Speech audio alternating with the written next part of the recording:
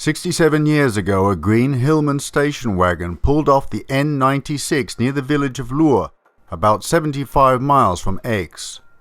It was a stifling Provençal afternoon, and the car's occupants, the distinguished British scientist Sir Jack Drummond, his wife Anne and their 10-year-old daughter Elizabeth, decided to camp out for the night by the banks of the river Durance.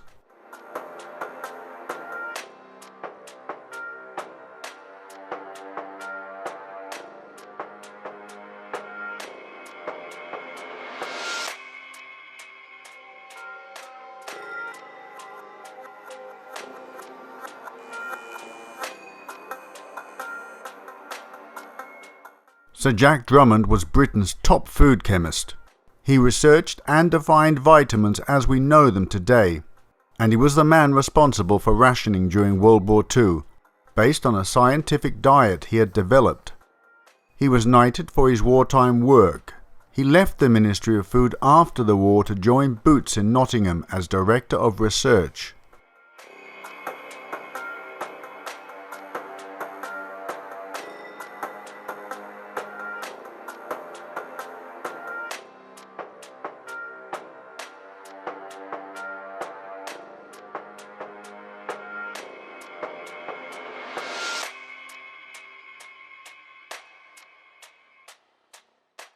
Less than 200 meters away from their makeshift camping spot was a farmhouse called La Grande Terre, inhabited by a Franco-Italian family: Gaston Dominci, his wife Marie, their son Gustave, Gustave's wife Yvette, and their baby son Elan.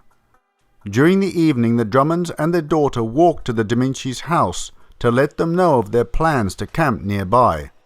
As the weather was so hot, they did not bother with a tent, their sleeping bags being more than adequate to ward off the nighttime chill. After their campsite dinner was finished, they became sleepy from the long hot drive, and placed their bags next to the car to retire for the night.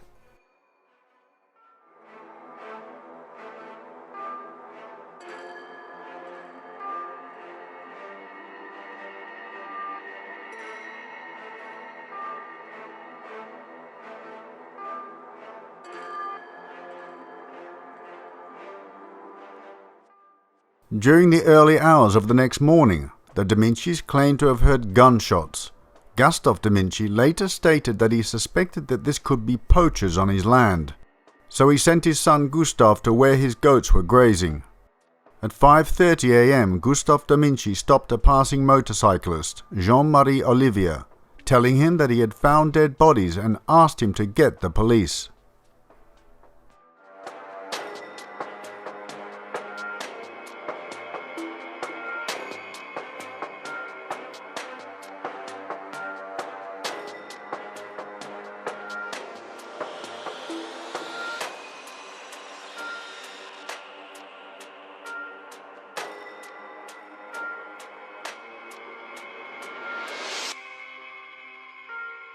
Because of the rural location, it took some time for the local police to arrive.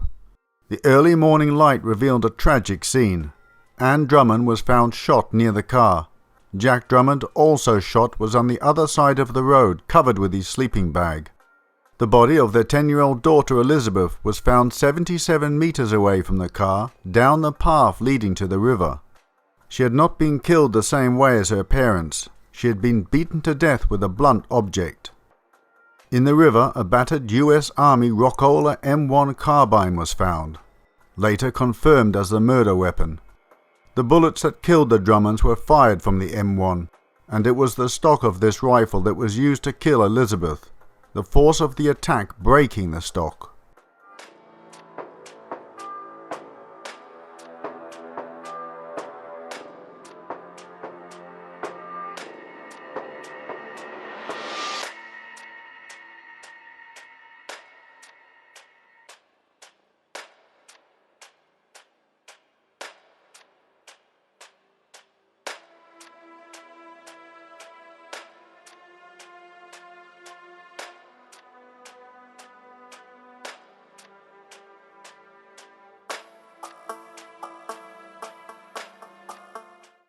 Police couldn't find much in the way of evidence.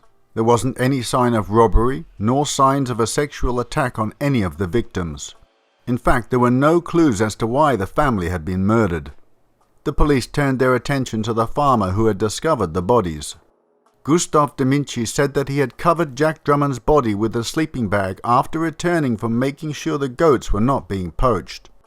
Police began with a few general questions to the head of the family, but Gaston was acting standoffish and uncooperative, which started to arouse the officers' suspicions. Farmers usually had simple shotguns to protect their home and livestock, but many of them were active in the resistance during the war and had kept the weapons dropped by the Allies. So there were many high-powered guns in the area. Gaston Deminci had been a member of the resistance and did have a gun, but he claimed it was not an M1 carbine of the type responsible for the fatal injuries inflicted upon the British couple.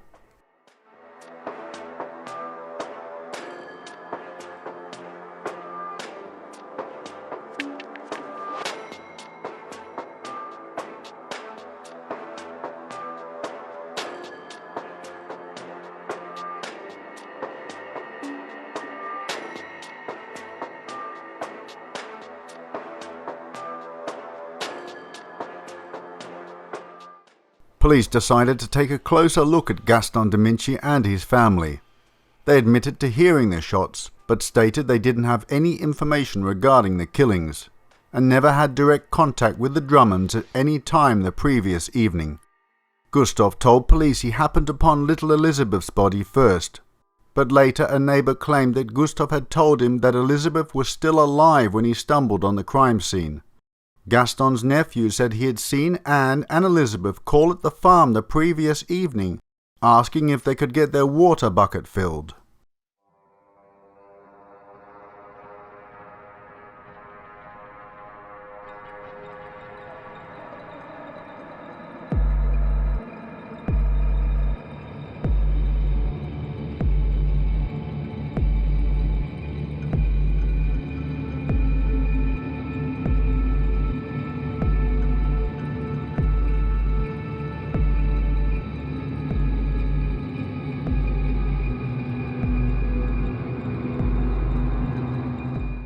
The police began to question the Deminci family closely.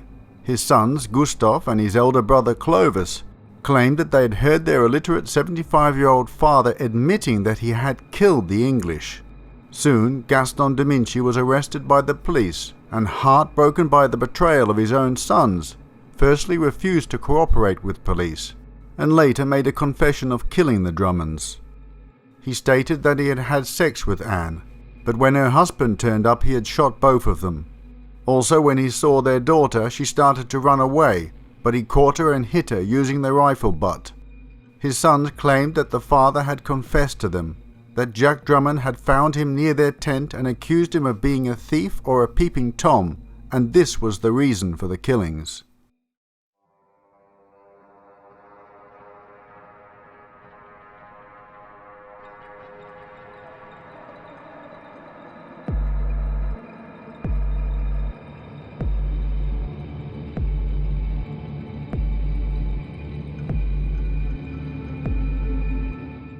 Soon all three of them withdrew their statements. Gustave said the statement was made under duress as the police had beaten him. Detectives didn't believe the confession of Gaston, since there were no signs of Anne having had sexual intercourse before death. He also got the number of bullets and the angles they were shot completely wrong. On top of that, when asked to describe how Elizabeth was killed, he was incorrect. Gustave, who had first reported the murders, admitted that he had moved the Drummonds' bodies before the police arrived.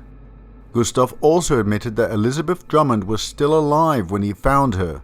He was later given a short jail sentence for failing to help her or call for medical assistance.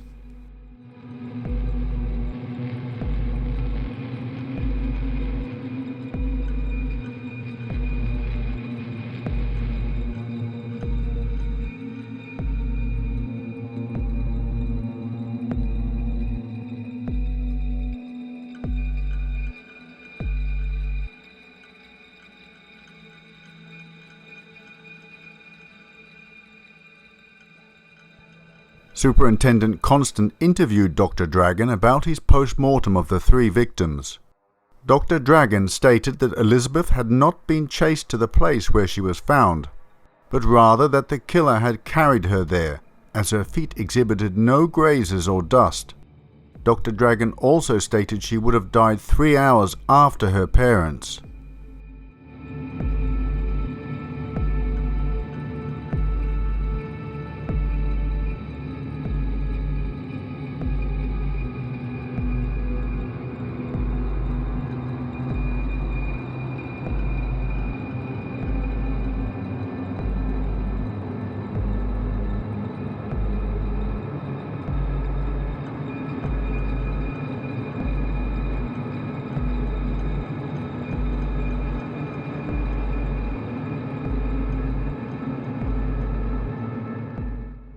Police Chief Edmund Sable accused locals of hindering him with a wall of silence. In November 1954, Gaston was found guilty of the murders. His sentence was death by guillotine. The penalty was commuted to life in jail, and in 1960 President Charles de Gaulle ordered Gaston de Minch's release on humanitarian grounds. But he was never pardoned or given a retrial, which he had requested. The story doesn't end there, my dear viewers. Other locals who passed by the area that night the Drummonds went camping reported seeing several men near their car, none of whom resembled Sir Jack or Gaston and his sons. Lastly, Drummond's camera was missing and has never been found.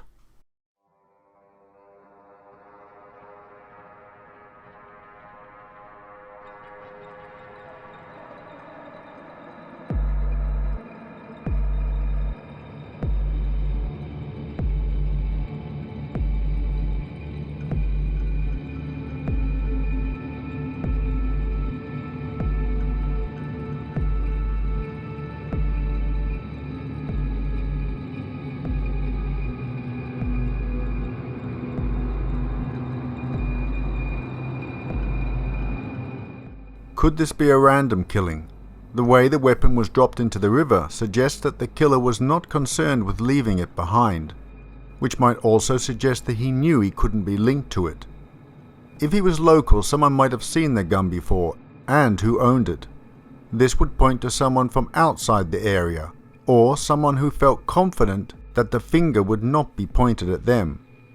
If it was a random killing, what would be the motive?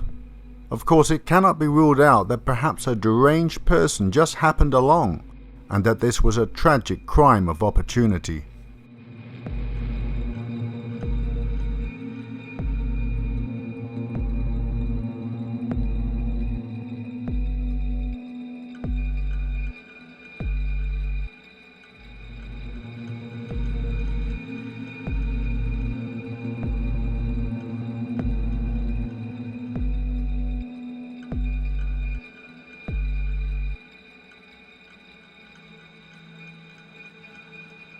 Raymond Bardeen, who has studied this case extensively, thinks there might be a motive after all.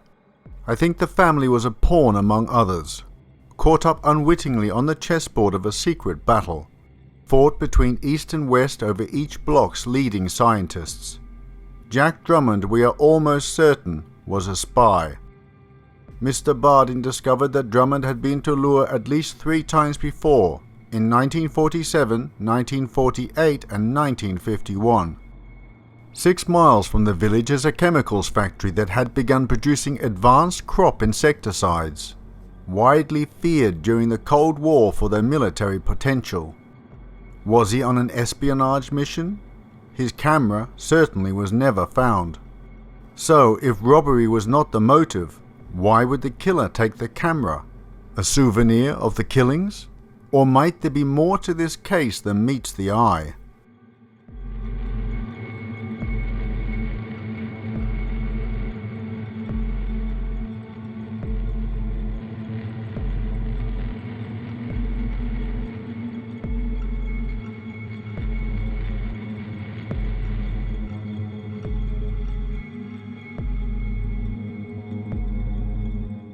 One report by a senior French police officer gave the opinion it was an episode in the secret struggle between pharmaceutical corporations. Sir Jack worked for Ron Pollank's British rival Boots, who at the time were at the forefront in the development of fertilizers and weed killers. Such chemicals could also have a military use, devastatingly in the case of Agent Orange in Asia.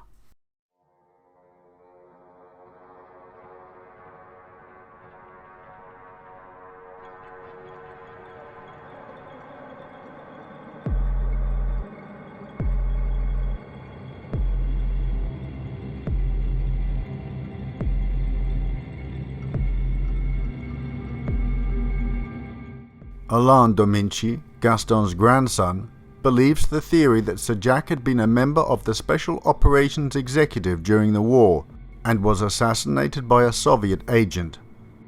"Let's say the authorities already knew it was a state affair and a military affair," said Alain. Was intelligence gathering the reason for Drummond's presence in the Buses Alps in 1952? Boots would doubtless have been interested in the goings-on at the chlorine plant. Yet it's hard to believe that Drummond, a patriotic and distinguished senior scientist, would involve himself in something as tawdry as a bid for commercial advantage. If he was truly gathering intelligence, it seemed likely that he would have been doing so on behalf of his country. In other words, he was probably working for Britain's secret intelligence service, MI6.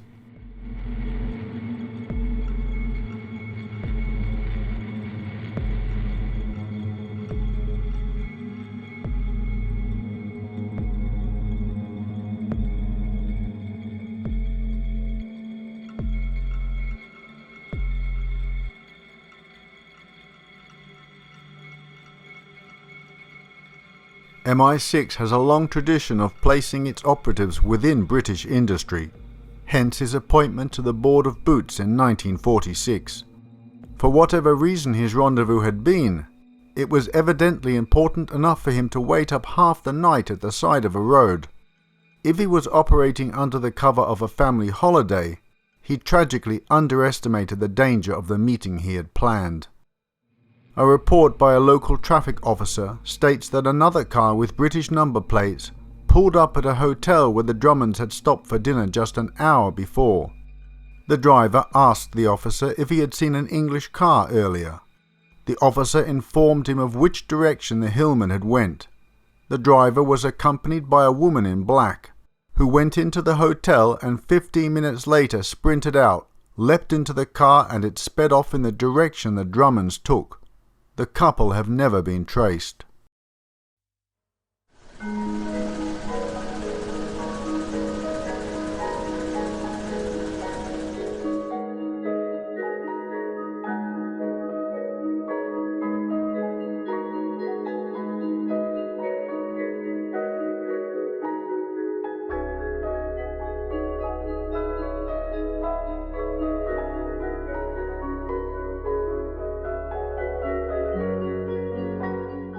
In another bizarre twist, during his incarceration, Gaston accused his son Gustave of being the true murderer. Another judicial investigation concluded that Gaston Dominici was probably guilty. Gaston later reconciled with Gustave, but not with Clovis, who went to his grave insisting that his father was a murderer. The Dominicis' strange behavior indicates they knew a lot more about the crime than they ever let on. But were they guilty of the murders? If Gaston Dominici was innocent, why was there a wall of silence surrounding the case? By not only the Dominicis, but by their neighbours also. Was it just isolated country folk being naturally suspicious of authority?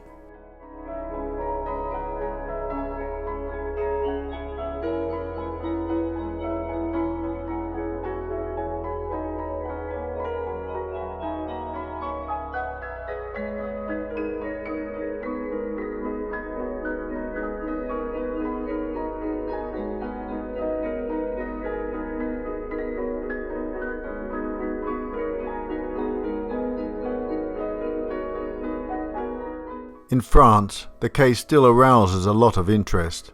When local people are asked why this case in particular is still talked about, they always answer, "The little one, because of the little one."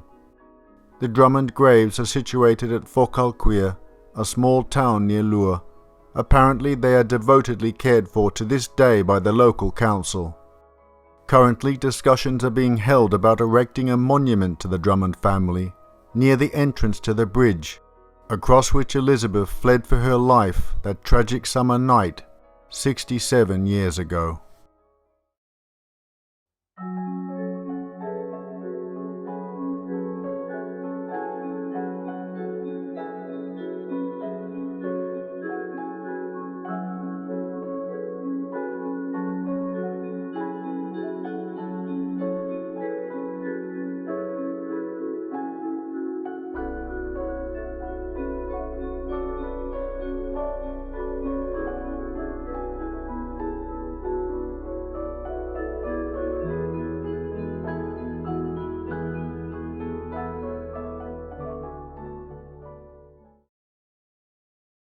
Well, my dear friends, we have reached the end of another disturbing vintage crime which still leaves many questions.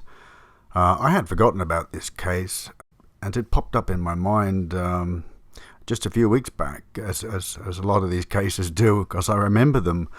Of course, from many decades ago, not only did my father subscribe to these true crime and true detective magazines, but some years later in Australia, I found a whole suitcase full of them dumped by the side of the road, and me and friends would read them. Sometimes we'd read so many we had to go out and have a break. It was crazy stuff, but yeah, and this was one of the stories that was in one of these magazines that we read, and we did discuss it at the time. I do remember something which stuck in my mind about this case, was the fact that although the forensic pathologist tested Anne, the wife, for a sexual attack, they never tested Elizabeth, the child, which I find rather strange, considering the fact of the evidence which I'm about to show you very soon. So there's a lot of sort of conspiracy theories that this was an organized hit against Jack. I don't think it is. I can fully believe that he might be on an espionage mission. That's quite possible, even maybe probable, but I don't think that was the reason he was killed. I think this was either an opportunity killing and or sexually motivated.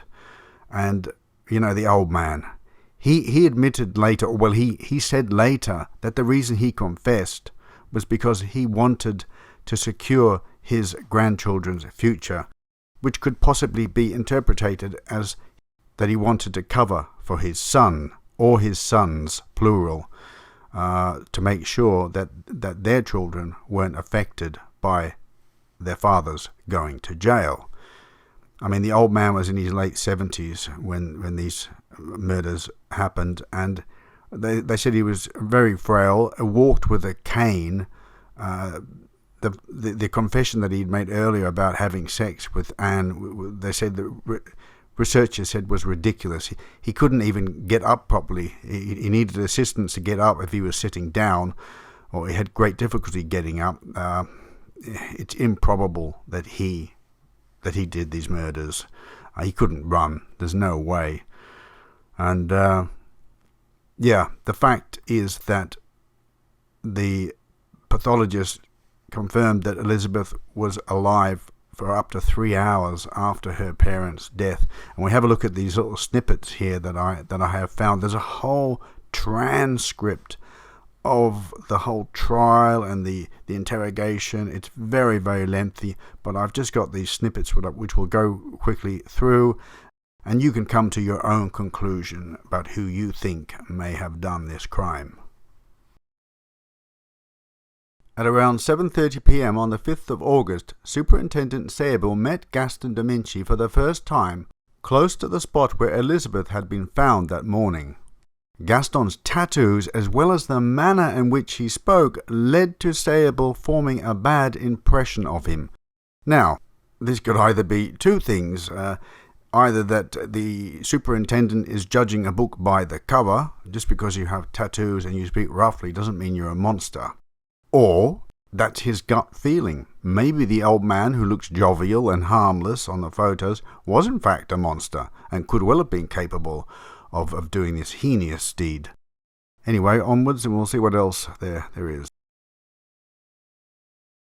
At around 8 a.m, Officer Bouchier, who was alone by the camp bed, saw Roger Perrin cycling past towards the Grande Terre. Shortly afterwards, Perrin returned by foot carrying his bicycle, accompanied by his grandfather and Gaston de Mincy. Meanwhile, Gustave asked the officer for permission to go and cover Elizabeth's body using a sheet that was on the camp bed. He was therefore aware that her body had not yet been covered. Now, he said later that Elizabeth was still alive, so he has come down. There is a chance that, well, in his mind, that the child's life could be saved.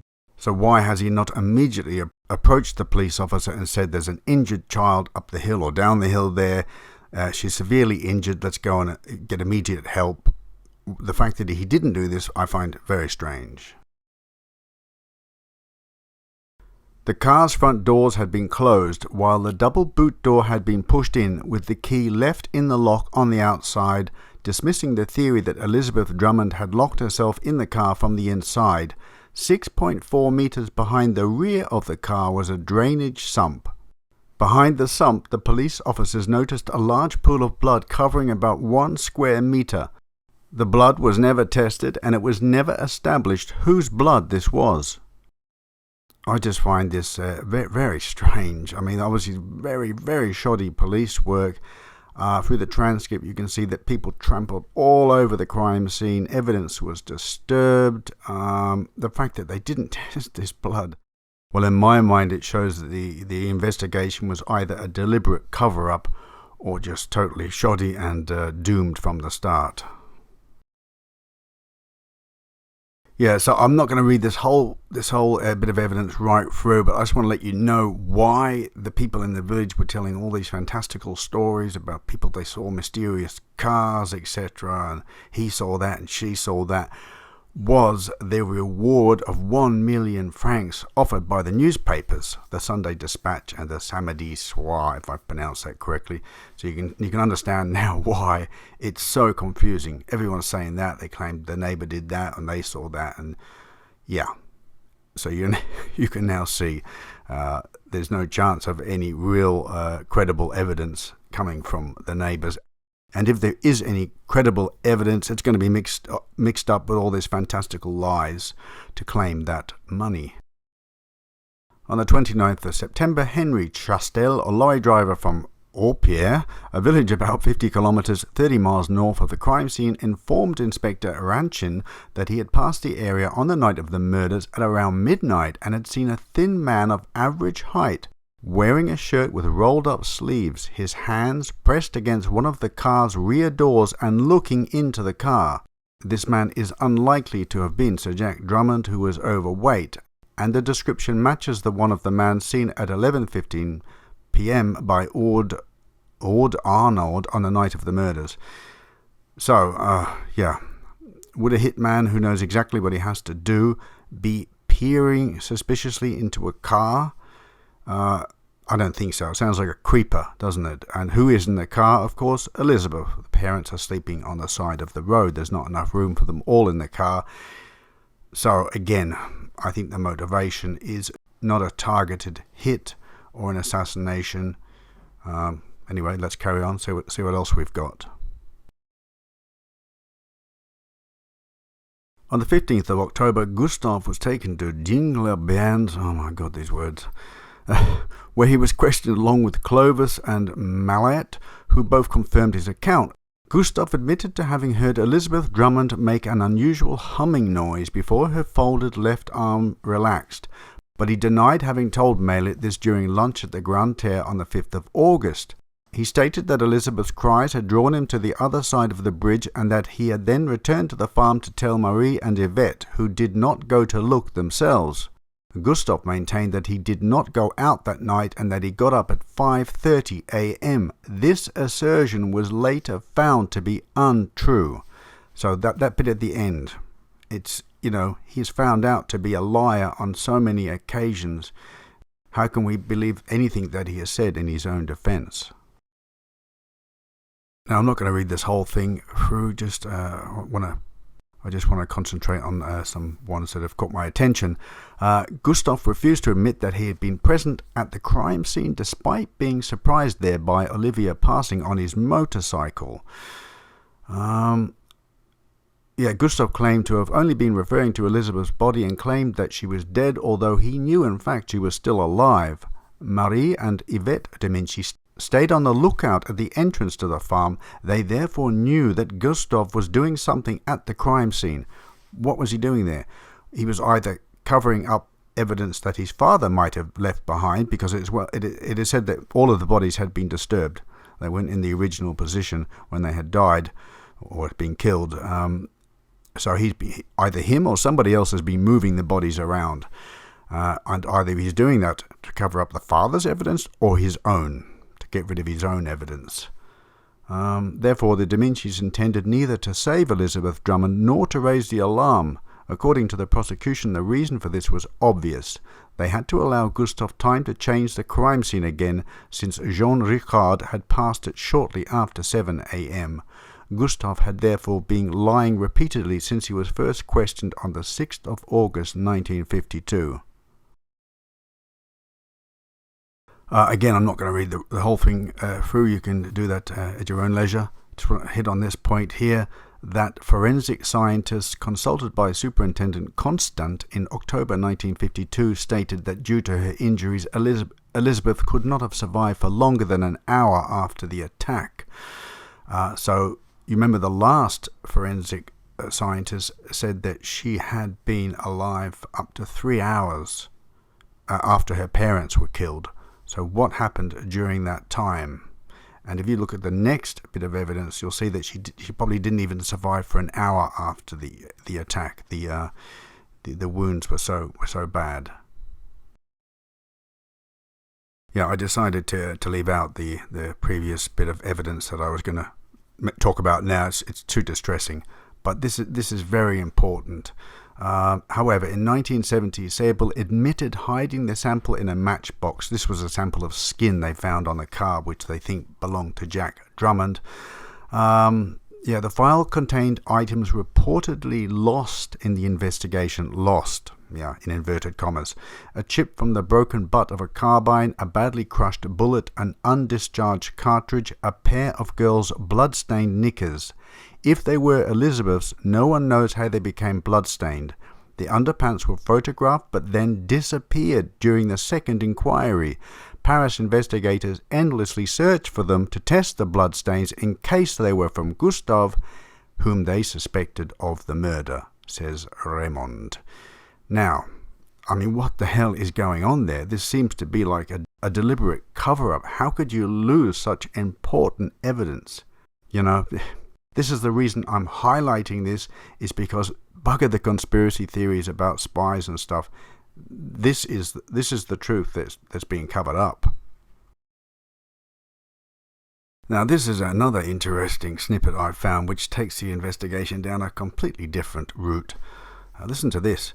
An even darker cover-up has emerged through Raymond's discovery in Germany of official documents excluded from files on the Drummond investigation. These reveal that soon after the murders, a German prisoner admitted involvement in the crime, which he claimed had been committed by 3 fellow criminals: a Greek, a Spaniard, and a Swiss, who had hired him as a driver on August the 4th to take them to Marseille, where they planned to rob a jeweller's store.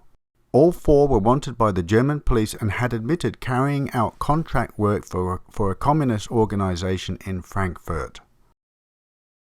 Now, I've missed some of the transcript out here. I'm sort of cutting a long story short, but basically they stumbled upon the Drummonds by accident as they were driving along, and it was an opportunity killing. That's what they're saying.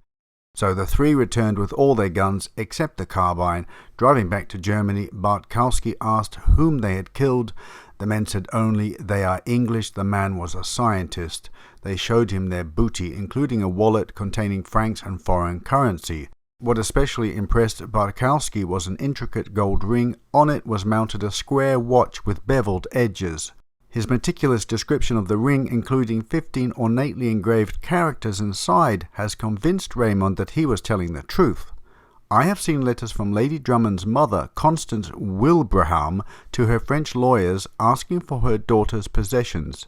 She gave precise descriptions of a ring identical to that described by Bartkowski. Now, that's mind-blowing. Is it a lie? Did Bartkowski make all this up? Did he somehow find out what items were missing? It's not entirely impossible that he found that out and fabricated this whole story. Whatever it is, it's such a complicated case. What I do know is that the Domincis and their neighbours told a lot of lies. Were they covering up for themselves, or were they covering up because they were frightened and feared for their lives if they told the truth? I guess we'll never know, but yeah, I'm tending to veer away from the fact of a spy, of a hit, of an assassination on the three of them. I tend to lean towards an opportunity killing motivated by sex and not robbery, and possibly robbery was after the fact. Anyway, we will never know who killed the Drummonds, and the person who did it, or persons who did it, are probably dead, unless they were quite young when they committed the crime. It's possible they're still alive, but anyway, they've taken that secret to the grave, and what a horrible, vile secret to take to the grave. What a cowardly act. Anyway, I'm not directly accusing anyone from that family, from the family involved, or from the neighbours. I don't know who did it. These are just my theories, by putting the evidence or the testimonies that we have together and coming up with a few possible suspects. All I can say is that the Domincis acted, that their behaviour was very strange during this whole affair, and so of course that leaves them open to much suspicion in my mind, but no disrespect to the surviving members of that family. Anyway, my dear audience, you let me know. Sorry for that ramble, but I really wanted to clear this up, because it's really not a clear-cut case, and most of the mainstream media will tell you that it was a spy mission. Maybe it was. And that was the reason for the killing. That's what they'll tell you, because it was a hit because he was spying. I'll leave that up for you to decide. I'm definitely not convinced of that.